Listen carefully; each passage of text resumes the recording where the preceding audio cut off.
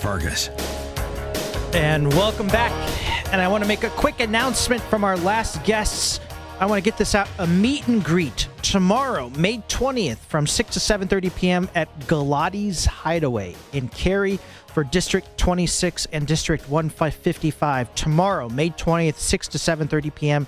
at Galati's Hideaway in Cary. Please show your support for District 26 and District 155 candidates. And we're continuing our round robin, and joining me live on the line is School Board District 158 candidate Andy Bittman and District 158 candidate Gina Galligar.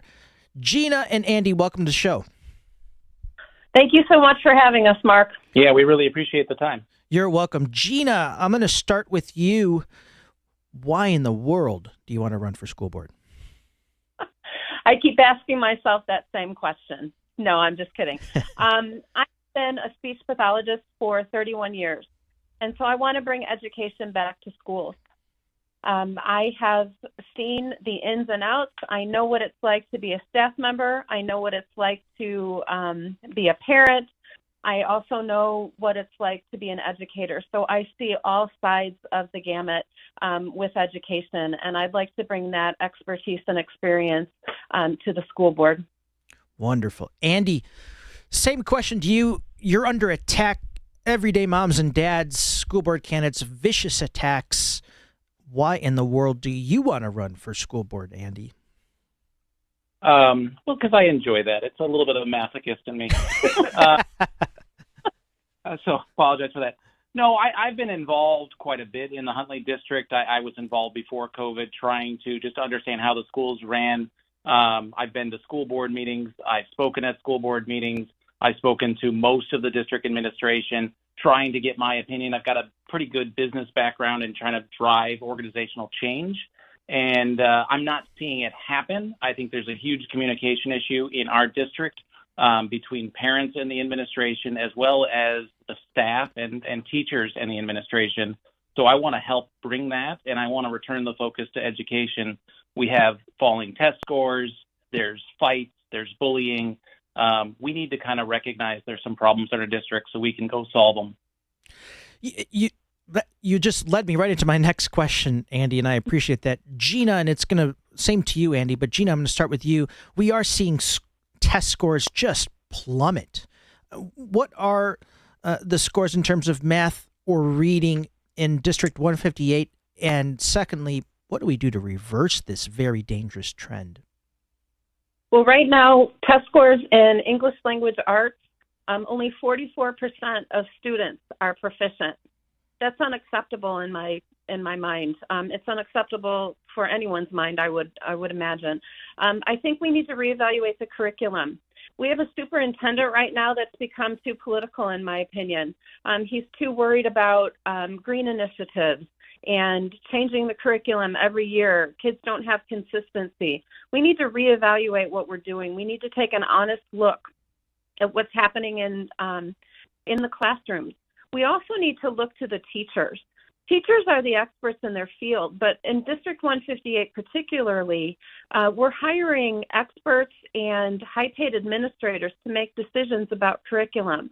We're not talking to teachers saying, what do the kids need? What do you need to teach? And we're not providing those materials and that curriculum for them to make a difference, and that needs to stop.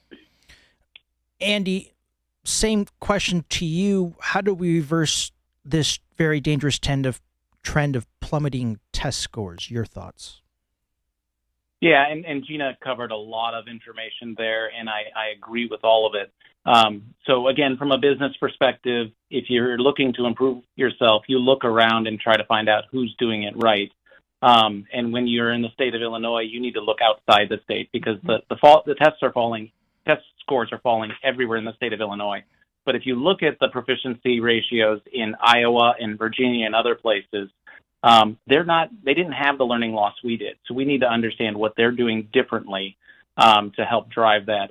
And another thing here, I will say that we went through the Illinois report card data, and actually in our district, there are pockets of different areas that have seen improvement. And so again, like Gina said, let's go talk to those teachers to figure out what they're doing differently that allowed them to not have the learning loss or in some cases gains. And we need to do that. But the first thing you have to do is recognize there's a problem.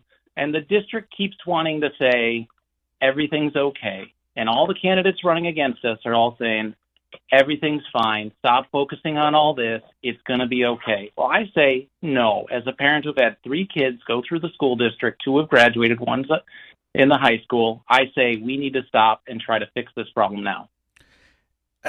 100% agree with you. Gina, where can we get information on your campaign in the last 40 seconds? In the last 40 seconds, I have a website, GalligarForBoard.com. You can go there. I also want to put a plug in. We're having a wine mixer with Catalina Loft coming up on March 24th at 6:30 at Nico's Grill and Pub in Marengo, Illinois, to kind of celebrate all of the volunteers. We've had many, many volunteers help us out. Excellent. Andy, where can we get information on your campaign? Sure. I have a website, Bittman for Board. That can either be FOR or the number 4, board.com. And then I have a Facebook that can be found as Bittman for Board as well. So a lot of information in both those spots. A lot of information. School Board District 158 candidates Gina Galligar and Andy Bittman. An honor to have you on the show.